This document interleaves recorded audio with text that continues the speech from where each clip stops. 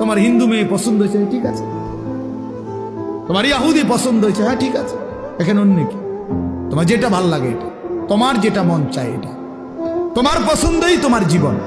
খোদার কসম, কোরআন শরীফের আয়াত আছে বাপ, সূরা আরাফের মধ্যে আল্লাহ তাআলা বলছে, এই মনের ইচ্ছা মতো যে চলে, ওয়াত্তাবা হাওয়াহু, যে তার নফসের মনের চাহিদার অনুসরণ করে, আল্লাহর বিধান, রাসূলের বিধান, কোরআনের বিধান, ইসলামের বিধান, ধর্মের বিধান কিছুই যে মানে না, কোনো ধার ধারে না, পরোয়া করে না, পাত্তা দেয় না, আল্লাহর কসম, আল্লাহ কোরআনে বলছেন ফামাসালুহু কামাসালিল কালব, ওই ব্যক্তির উদাহরণ, ওই ব্যক্তির জিন্দেগি কুকুরের মতো, কুত্তার মতো, কুত্তার মতো, কুত্তার মতো, কুত্তার মতো।